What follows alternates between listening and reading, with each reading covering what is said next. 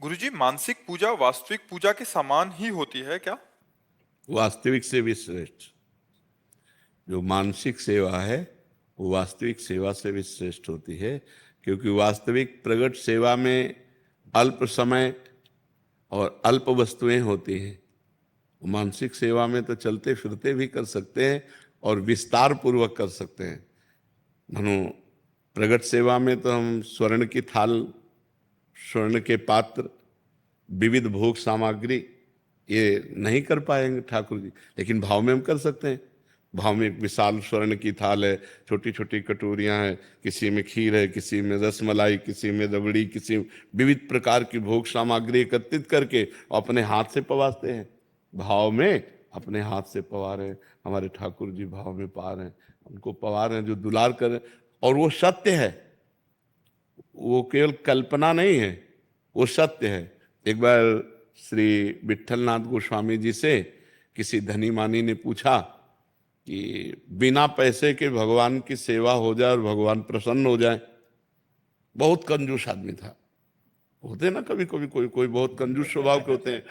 तो उसने कहा एक पैसा ना लगे और भगवान की सेवा हो जाए और भगवान प्रसन्न हो जाए, है ऐसा कोई उपाय? बोले हाँ उपाय है, मानसिक सेवा, एक पैसा नहीं लगता। तो बताया पद्धति, ऐसे ऐसे ऐसे ऐसे मानसिक करो।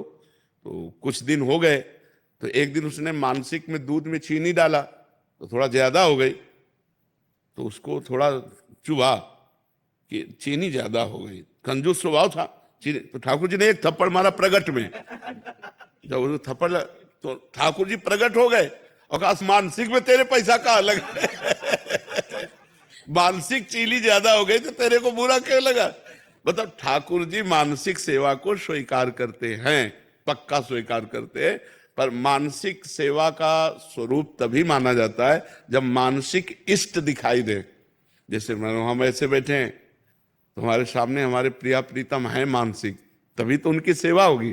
मानसिक देव दिखाई दे तब उनकी सेवा होगी। उनको स्नान कराना, अंग पोछना, वस्त्र पहनाना, तिलक रचना करना, आभूषण पहनाना, भोग लगाना, आरती करना, प्रणाम करना, नृत्य करना, सब मानसिक हो सकता है।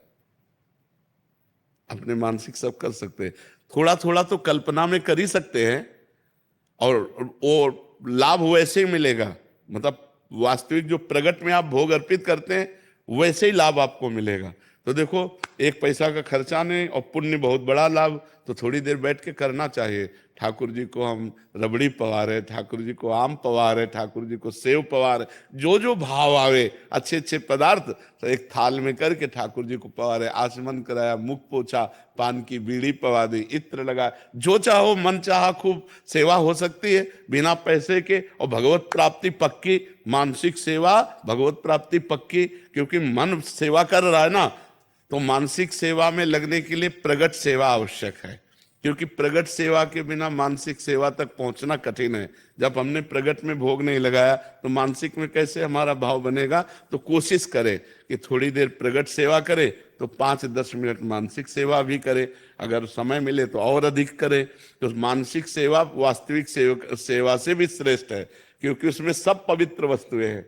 मान लो इसमें तो हम बाजार से लाए तो अपवित्र भी हो सकता है, लेकिन उसमें हम भाव से लाए, भाव से सामग्रियां लाए तो परम पवित्र। भगवान भाव का ही भोग लगाते हैं, तो बहुत उत्तम बात है मानसिक सेवा।